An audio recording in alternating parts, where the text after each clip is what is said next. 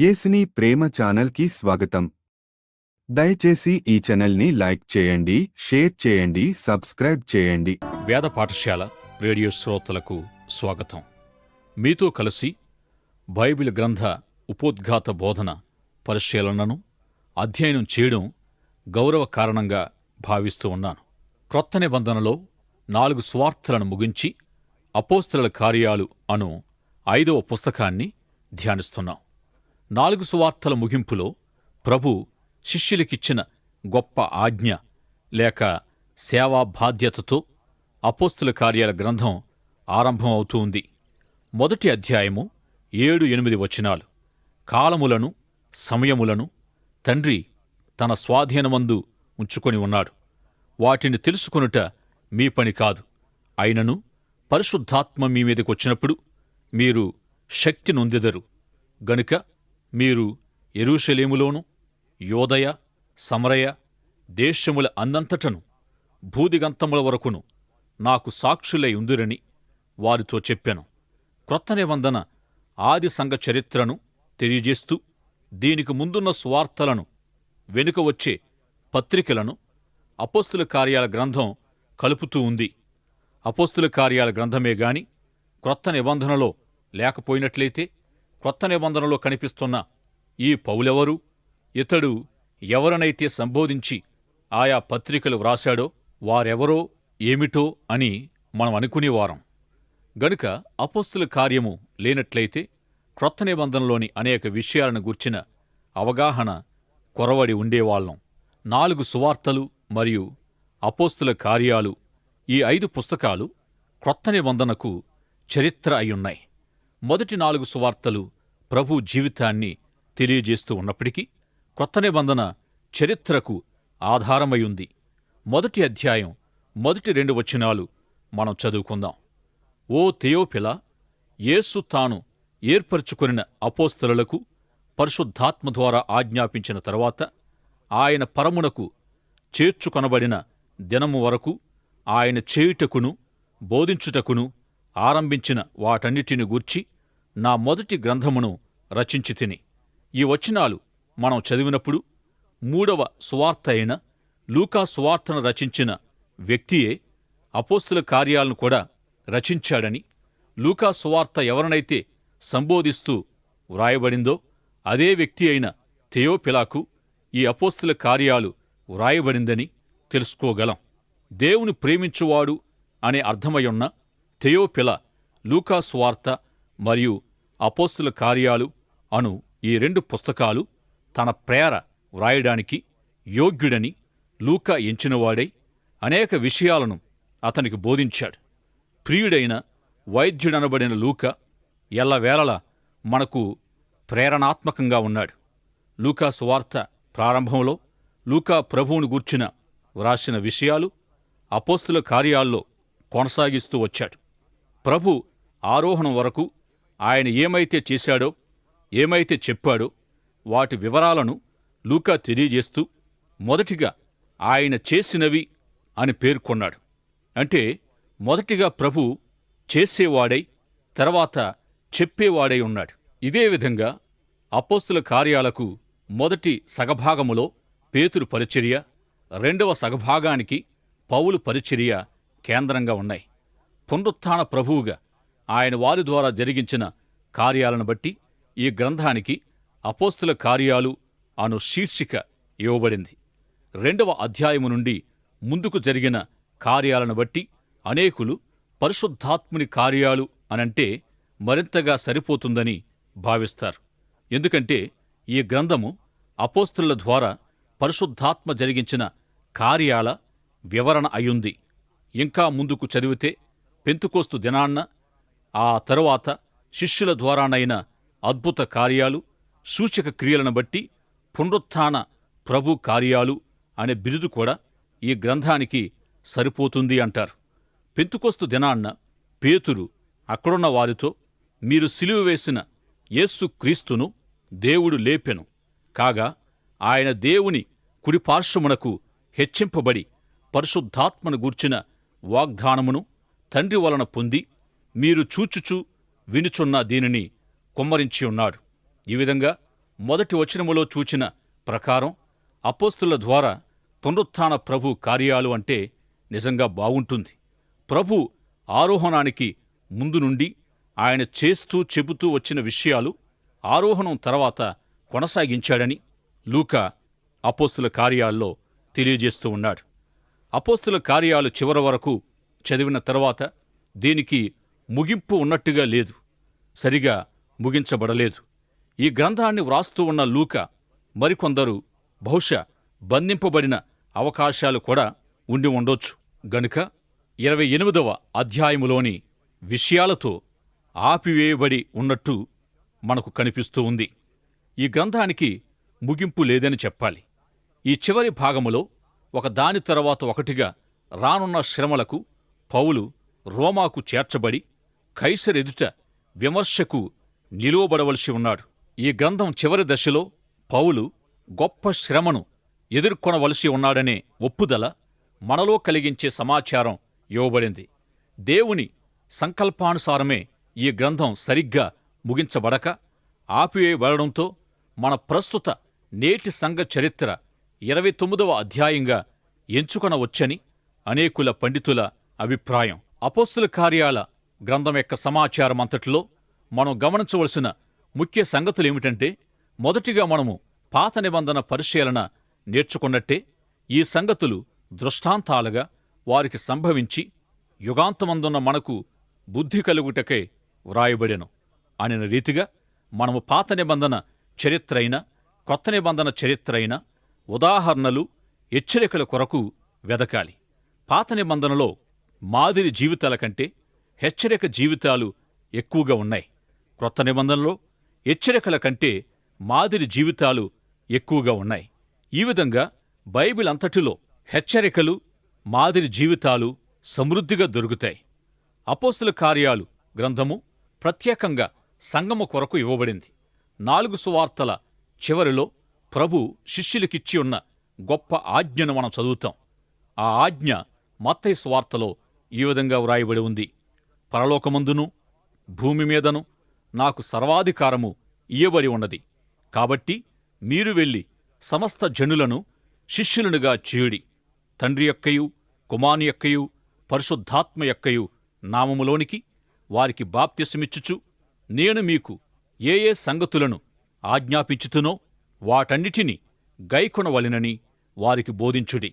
ఇదిగో, నేను యుగ సమాప్తి వరకు సదాకాలము మీతో కూడా ఉన్నాను.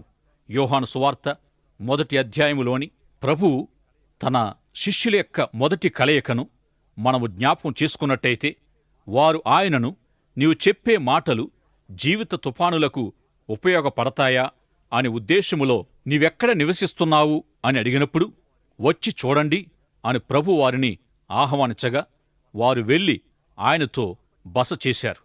ఈ విధంగా అప్పటి నుండి తమ కాలమంతా వారు ప్రభువుతో జీవించి చివరకు ప్రభు కొరకు మరణించారు. వారు ప్రభువుతో జీవించినప్పుడు ఆయన వారికి విస్తారమైన ఉపదేశం మాత్రమే గాక వారు గైకొనవలసిన బాధ్యతలను కూడా తెలియజేశారు. ఆ విధంగా తన శిష్యులు అనేకులను ప్రభు శిష్యులుగా చేసినప్పుడు గైకొనవలసిన సంగతులను క్రొత్తగా శిష్యులైన వారికి కూడా ఆజ్ఞాపించబడాలని ప్రభు తెలియజేశారు. గొప్ప ఆజ్ఞతో 4 సువార్తలు ముగించబడినట్టే గొప్ప ఆజ్ఞతోనే అపోస్తుల కార్యాలు ప్రారంభమయ్యాయి. ప్రభు ఇచ్చిన అనేక ఆజ్ఞలతో కూడినట్టి గైకొనవలసిన అనేక విషయాలతో కూడిన గొప్ప ఆజ్ఞ నెరవేర్పుకు అపోస్తుల కార్యాల గ్రంథం గొప్ప ఉదాహరణ అయ్యుంది. అపోస్తులు ఏ విధంగా ఆయా ప్రాంతాలకు, ఆయా ప్రదేశాలకు, ఆయా జాతుల మధ్యకు వెళ్లి సువార్త ప్రకటించి అనేకులను ప్రభు శిష్యులుగా చేసి గైకొనవలసినవి వారికి బోధించి బాప్తిసమిచ్చిన వివరాలు అపోస్తుల కార్యాల్లో మనం చూడగలం. ప్రభు శిష్యులకిచ్చిన గొప్ప ఆజ్ఞ 4 భాగాలుగా మనం విభజిస్తే, 1 వెళ్ళుట, 2 ప్రకటించుట, 3 బాప్తిస్మిచ్చుట, 4 ఉపదేశించుట అనే 4ంటిని మనం చూస్తాం. ఈ 4 అపోస్తుల కార్యాల్లో నెరవేరాయి. సంఘానికి ఇవ్వబడిన ముఖ్య బాధ్యత అనేకులను శిష్యులనుగా చేయుట. ఈ గొప్ప ఆజ్ఞ సంఘము యొక్క అధికారిక సేవా ప్రణాళికయుంది. ఈ విధంగా మొదటి నుండి సంఘం ఒక ఉద్దేశాన్ని కలిగి ఉంది. రెండవదిగా సంఘం పరిశుద్ధాత్మ వాగ్దానాన్ని పొందింది. మూడవదిగా సంఘం శక్తిని పొందింది.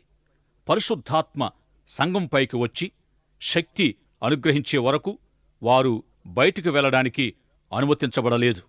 ఈ విధంగా పాత నిబంధన లేఖనాల్లో కూడా అనేక చోట్ల దేవుని కొరకు లేక యెహోవా కొరకు కనిపెట్టి ఉండుట అనే ఆజ్ఞ మనం చూస్తాం. కనిపెట్టి ఉండుట అనేది విశ్వాసముతో కూడినదయుంది. కనిపెట్టి ఉండడాన్ని ప్రోత్సహించే ఒక వాక్య భాగాన్ని యెషయా గ్రంథము 40 అధ్యాయము 27 నుండి 31 వరకు మనం చూడవచ్చు. యాకోబూ, నా మార్గము యెహోవాకు మరుగైయున్నది, నా న్యాయము నా దేవుని దృష్టికి కనబడలేదని నీవేళ అనుచున్నావు. ఇశ్రాయేలు, నీవేళ ఇలాగు చెప్పుచున్నావు. నీకు తెలియదా? నీవు వినలేదా? భూదిగంతములను సృజించిన యెహోవా నిత్యుడగు దేవుడు. ఆయన సొమ్మసిల్లడు, అలయడు. ఆయన జ్ఞానమును శోధించుట అసాధ్యము. సొమ్మసిల్లిన వారికి బలమిచ్చువాడాయనే. శక్తిహీనులకు బలాభివృద్ధి కలుగు చేయువాడు ఆయనే. బాలురు సొమ్మసిల్లుదురు, అలయుదురు. యవనస్తులు తప్పక తొట్టిల్లుదురు. యెహోవా కొరకు ఎదురు చూచువారు నూతన బలము పొందుదురు. వారు పక్షిరాజువలే రెక్కలు చాపి పైకెగురుదురు. అలయక పరుగెత్తుదురు, సొమ్మసిల్లక నడిచిపోవుదురు. విశ్వాసాన్ని గూర్చిన గొప్ప సత్యాలు తెలియజేసే ఈ వాక్య భాగములో పక్షిరాజును గూర్చి వ్రాయబడింది. పక్షిరాజు ఎగురలేని కొన్ని ప్రత్యేక సమయాల్లో బలమైన గాలి వీచే వరకు గంటలు గంటలు ఎంతసేపైనా గూటి ప్రక్కనే నిలువబడి ఎదురు చూస్తూ ఉంటుంది. అయితే గాలి ఒక్కసారిగా వీచినప్పుడు అదెంత శక్తివంతంగా ఉంటుందో పక్షిరాజుకు తెలుసు. ఈ విధంగా గాలి వీయగానే ఆ వేగానికి స్పందిస్తూ రెక్కలు చాపుకొని గాలిలోకి దూకేస్తుంది. అలా ఇంజను లేని విమానమలా ఎత్తుగా దూసుకెళ్ళిపోతుంది. పక్షిరాజు ఉపమానముతో దేవుడు ఇశ్రాయేలును విశ్వాసము నిమిత్తమై ప్రోత్సహించాడు. సంఘము కూడా పరిశుద్ధాత్మ వాగ్దానము నెరవేరే వరకు కనిపెట్టి పరిశుద్ధాత్మను పొందింది. ఆదికాండము నుండి ప్రకటన గ్రంథం వరకు అయినట్టి సంఘటనల వివరాన్ని మనం గమనించినప్పుడు ముఖ్యంగా కనిపించేవి: 1 సృష్టి కార్యము, 2 దేవుడు మనిషిగా భూమిపై అవతరించడం, 3 దేవుని ప్రజలతో కూడి ఉన్నదైన క్రీస్తు సంఘానికి పరిశుద్ధాత్మ అనుగ్రహించబడడం అనేవి. అయితే బైబిల్లో వివరణాత్మకమైన గొప్ప సంఘటనలు ఎన్నెన్నో ఉన్నాయి. మానవ సామర్థ్యముతో దేవుని పని జరగదు. దేవుని పనికి దేవుని శక్తి అవసరమై ఉన్న విధంగా దేవుని పని జరిగించే సంఘానికి, దేవుని సేవ చేసేవారికి దేవుని ఆత్మ అనుగ్రహించబడాలనేది దేవుని యొక్క ఉద్దేశ్యం. ఇట్టి పరిశుద్ధాత్మ శక్తి లేనిదే దేవుని పనిని సంఘము నెరవేర్చజాలదు. దైవభక్తులైన డిక్ వుడ్ వర్డ్ గారు మరియు వెర్నన్ మెగ్గీ గారు ఇంచుమించు 10 దేశాలకు సువార్త పర్యటన చేశారు. వీరిరువురు కలిసి ఐగుప్తు నుండి విడుదల నొంది కనానులో నివసించిన దేవుని ప్రజలను గూర్చిన నిర్గమకాండాన్ని అధ్యయనం చేశారు. ఈనాడు పవిత్ర దేశంగా పిలువబడుతూ ఉన్న ఇశ్రాయేలు దేశము నుండి ఆసియా మైనరకు, ఎఫెసు పట్టణ పరిధిలోని టర్కీ వరకు సంఘం ఎలా వ్యాప్తించిందో అధ్యయనం చేశారు. అక్కడ నుండి యూరప్ ఖండము మరియు గ్రీసు దేశాల్లో సంఘము ఎలా అభివృద్ధి చెందిందో అధ్యయనం చేశారు. ఈ సంఘము మొదట ఒక చిన్న గుంపుగా ఉంటూ ప్రభు ఆరోహణమైనప్పటి రోమా సామ్రాజ్య కాలములో హెల్లేనీయుల గ్రీకు సంస్కృతి, రోమా సంస్కృతుల హయాములో పరిశుద్ధాత్మ శక్తి ద్వారానే వేరుగా జీవించింది. మొదటి నుండి సంఘము పరిశుద్ధాత్మను పొంది ఉన్నందున మాత్రమే సంఘము శక్తివంతంగా పనిచేస్తూ వచ్చింది. అపోస్తుల కార్యాలను మనము చదువుతూ ఉన్నప్పుడు సంఘము ఒక ఉద్దేశాన్ని, వాగ్దానాన్ని దేవుని శక్తిని పొందింది. అయితే పెంతుకోస్తు ప్రాముఖ్యతను మనము అర్థం చేసుకుంటేనే కాని సంఘానికి ఇవ్వబడిన గొప్ప ఆజ్ఞను నెరవేర్చుటలో, సంఘ ఉద్దేశాన్ని నెరవేర్చడంలో సాధనాలుగా మనం ఉండలేం. 2000 సంవత్సరాల కిందట ఆది సంఘ విశ్వాసులు పొందిన పెంతుకోస్తు అనుభవాన్ని వ్యక్తిగతంగా పొందనంత వరకు సంఘ ఉద్దేశాన్ని, క్రీస్తు శిష్యుల్ని తయారు చేయడాన్ని ఏమాత్రమూ సాధించలేం. వచ్చే ప్రసారములో పెంతుకోస్తు అనుభవాన్ని గూర్చి మరికొంత వివరంగా మనం తెలుసుకుందాం. ఈ గ్రంథం చదువుతూ మనం గమనించవలసిన మరొక అంశం సంఘము ద్వారా కనుపరచబడిన ప్రత్యక్షత. సంఘము ద్వారా కలిగిన ప్రత్యక్షతను ఆనాటి ప్రపంచం ఆశ్చర్యపోయింది.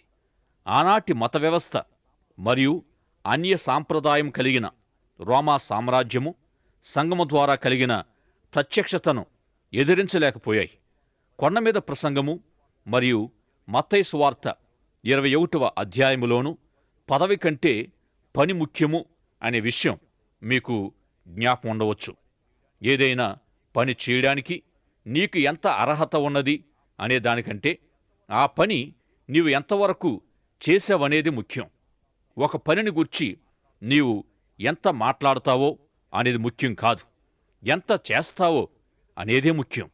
ఈ విధంగా అపోస్తలులు పనిచేసిన విధానం ప్రభు చెప్పిన దానికి సరిపడి ఉంది. ఇక లోకాన్ని ఆశ్చర్యపరిచింది ఇదే. సంఘ ఉద్దేశాన్ని, వాగ్దానాన్ని, సంఘం పొందిన శక్తిని పరిశీలించిన తర్వాత సంఘం జరిగించిన పనిని మనం గమనించాలి. దీని తర్వాత అపోస్తలుల బోధను మనం గమనించాలి. పెంతుకోస్తు అనుభవం తర్వాతనే అపోస్తలుల బోధ ప్రారంభమైంది. పెంతుకోస్తు దినము తర్వాత అపోస్తలుల బోధతో పాటుగా అద్భుతాలు, సూచక క్రియలు కనుపరచబడ్డాయి. ఇక మనము అసాధారణమైన పారలౌకిక విషయాలకు ఆకర్షించబడిన వారమైనప్పటికీ అతి ప్రాముఖ్యమైన సంఘ ఉద్దేశాన్ని మనమెన్నడూ మరచిపోకూడదు. పెంతుకొస్తు ప్రాముఖ్యత, సంఘ ఉద్దేశము అనేక మందిని శిష్యులుగా చేయడమయ్యుంది. పేతురు ప్రసంగించిన ప్రతిసారి అనేక మంది రక్షణ పొందుతూ వచ్చారు. పెంతుకొస్తు దినాన్న 3000 మంది శిష్యులుగా చేయబడ్డారు. అనేకులను శిష్యులనుగా చేయడమనే ఉద్దేశాన్ని బట్టి సంఘము ఎంతో ప్రాముఖ్యమైనది. పేతురు ప్రసంగాలను మనం గమనించినట్టయితే చదవడం, వ్రాయడం కూడా రాని ఇతని ప్రసంగాలు ఈనాడు వేదాంత కళాశాలలో పట్టా పొందిన వారికి పాఠ్యాంశాలుగా ఉన్నాయంటే ఎంత ఆశ్చర్యం! పౌలును చూడండి. ఇతడు గొప్ప పండితుడు, గొప్ప విద్యార్థి, గొప్ప రబ్బీ. కాని అతని రచనలో నేను కొరింథునకు వచ్చినప్పుడు మనుష్య జ్ఞానము, నేర్పు మాటలతో మీ మధ్య మాట్లాడలేదు అని అంటూ కొరింథు పట్టణాన్ని ప్రభావితం చేసింది నా విద్యా జ్ఞానము కాదు అంటున్నాడు. ఇంకా చెప్పాలంటే పరిశుద్ధాత్మను, దేవుని శక్తిని కనుపరుచు మాటలనే ఉపయోగించానని, మీ విశ్వాసము మనుష్య జ్ఞానాన్ని అనుసరించరాదని, దేవుని శక్తి ఆధారంగా స్వార్థనే ప్రకటించానని తెలియజేశాడు. ఈ విధంగా పరిశుద్ధాత్మను, దేవుని శక్తిని కనుపరిచే దృష్టాంతాల ద్వారానైనా పౌలు సువార్త ప్రకటనచే వారు రక్షణ పొందడం సంభవించింది. అతనిని అపోస్తలులను చేసింది అతని గొప్ప విద్య కాదని తెలియజేశాడు. పరిశుద్ధాత్మ అభిషేకం ద్వారానైనా అపోస్తలుల బోధ, సువార్త ప్రకటన నేటి సేవకులకు ఒక సవాలుగా ఉంది. సేవను శక్తివంతం చేసే పరిశుద్ధాత్మ అభిషేకము పొందిన జార్జ్ విట్ ఫీల్డ్ మరియు Wesley, Jonathan, Edward, Dwight L Moody మొదలైన వారి సేవా జీవితాలు ఎంతో ఆసక్తికరమై వీరి పరిచర్య యొక్క ప్రత్యేకతను మనం గమనించినట్లయితే పరిశుద్ధాత్మ దేవుడే దానికి కారణం. ఉగ్రతగల దేవుని చేతిలో పాపులు అనే జోనాథాను ప్రసంగాన్ని విన్నప్పుడు అనేకులు తాము నరకములోనికి జారిపోతున్నామనే అనుభూతితో భయకంపితులై వారు స్పృహ కోల్పోయి మోసుకుపోబడ్డారు. కారణమేమిటంటే పరిశుద్ధాత్మ అభిషేకం. ఎందుచేత పేతురు ప్రసంగించినప్పుడు వేల వేల మంది రక్షించబడ్డారు అంటే శక్తివంతం చేసే పరిశుద్ధాత్మ అభిషేకము ద్వారానే పేతురు ప్రసంగాలన్నీ క్రీస్తు కేంద్రిత ప్రసంగాలై ఉన్నాయి. పేతురు బోధ వాక్యానుసారమైనది. అతని బోధ స్వార్థ ప్రకటన అయ్యుంది. ఒకప్పుడు ఒక వస్తు విక్రయ అధికారి ఒక ప్రసంగికుని ప్రసంగం విని ఈ ప్రసంగికుడు తన ఉత్పత్తిని గూర్చి చాలా బాగా ప్రకటించాడు. కాని అతని వస్తువు నేను కొనాలి అనుకున్నంతలో నన్ను మధ్యలో వదిలేసి వెళ్ళిపోయాడు. ఏమి కొనాలో నాకు తెలియక అలాగే ఉండిపోయాను అన్నాడట. కాని పేతురలా చేయలేదు. అపోస్తలులు ప్రజలకు ఏ విధంగా రక్షణ పొందగలరో వారికి చెప్పి వారిని రక్షణకై నిర్ణయించుకునే దశకు తీసుకుని వచ్చి ఆహ్వానమిచ్చేవారు. గొప్ప గొప్ప సువార్తికులు ఈ విధంగానే చేసేవారు, చేస్తున్నారు. అపోస్తలుల బోధ సువార్తీకరణ బోధయుంది. ఈ ప్రసంగము చెప్పినట్టయితే ఈ ఆదివారము చంపబడుతున్నావు అన్నప్పటికీ కొందరు భక్తులు అట్టి బోధనే ప్రసంగించారు. స్తెఫెను తన ప్రసంగ కారణంగానే చంపబడ్డాడు. వీరు తమ బోధచే యెరూషలేమును నింపివేస్తున్నారని నిందించబడ్డారు. ఇట్టి ఆరోపణకు ఈనాడు మన సంఘాలు గురి కాగలిగితే మన సంఘాలను సౌవార్తీకరణ సంఘాలే అనవచ్చును. అపోస్తుల కార్యాల అధ్యయనములో గమనించవలసిన మరొక అంశం ప్రజలు. గ్రీకులో ఎక్లేషియా అనబడిన సంఘానికి అర్థమేమిటంటే కూటము లేక పిలువబడినవారు. పునరుత్థాన ప్రభువును వెంబడించడానికి లోకములో నుండి పిలువబడి ఆయనతో సహవాసము చేసేవారనే అర్థము ఇస్తూ ఉంది. సంఘమంటే గుడి గోపుర కట్టడం కాదు. ఆది సంఘకాలములో మందిర నిర్మాణాలు లేవు. సమాజ మందిరాల్లో ఇళ్లల్లో వారు కూడుకునేవారు. ఈ విధంగా సంఘానికి అర్థం ప్రజలే, నిర్మాణాలు కట్టడాలు కాదు. ఈ గ్రంథాన్ని చదువుతూ ఉండగా దీనిలోని 50 మందితో కలిసి తెలియబడాలి. ముఖ్యంగా పేతురు పౌలుతో కలిసి తెలియపరచబడాలి. తరువాత మరొక 50 మందితో కలిసి తెలియపరచబడాలి. అపోస్తలుల కార్యాలు మొత్తం సంఘాన్ని గూర్చి ప్రజలను గూర్చినదై ఉంది. సామాన్య వ్యక్తుల ద్వారా జరిగించబడిన అసాధారణ విషయాలను ఈ గ్రంథం తెలియజేస్తూ ఉంది. ఈ గ్రంథం ఆది సంఘ చరిత్రను తెలియజేస్తూ ఉంది. ఏ విధంగా ఇట్టి సామాన్యులు అసాధారణ కార్యాలను జరిగించారు అంటే పరిశుద్ధాత్మ అభిషేకం ద్వారానే. పరిశుద్ధాత్మ శక్తి ఈనాడు నీకు నాకు కూడా అందుబాటులో ఉంది. నేడే యేసు ప్రభువునందు విశ్వాసముంచి అట్టి పరిశుద్ధాత్మను పొందండి. ప్రార్థన చేసుకుందాం. ప్రార్థనతో ఈనాటి తరగతిని ముగించుకుందాం. పరిశుద్ధుడవైన మా ప్రియ పరలోకపు తండ్రి, ఇంతవరకు మీ వాక్యము ద్వారా మా శ్రోతలతో మాట్లాడినందుకు వందనాలు చెల్లిస్తున్నాం. మీరు సంఘం పట్ల కలిగి ఉన్న ఉద్దేశ్యమును మేము బాగుగా ఎరిగిన వారమై మీ పనిని మీ ఆత్మతోనూ మీ శక్తితోనూ నింపబడుచు అపోస్తలుల వలె సంపూర్ణముగా నెరవేర్చడానికి మీ పరిశుద్ధాత్మ సహాయము మాకు దయచేయమని, మీరిచ్చిన వాగ్దానాలను స్వంతం చేసుకుంటూ ఆత్మీయంగా ఫలభరితమైన జీవితాలు జీవించడానికి సహాయము చేయమని, ఎందరు శ్రోతలైతే మీ పరిశుద్ధాత్మ అభిషేకం కొరకు కనిపెట్టుచున్నారో వారికి అనుగ్రహించుమని, మీరు పిలిచిన పిలుపుకు తగినట్లుగా నడుచుకున్నటకు సహాయము చేయమని యేసు నామములో ప్రార్థిస్తున్నాము తండ్రి. దయచేసి ఈ ఛానల్ని లైక్ చేయండి, షేర్ చేయండి, సబ్స్క్రైబ్ చేయండి.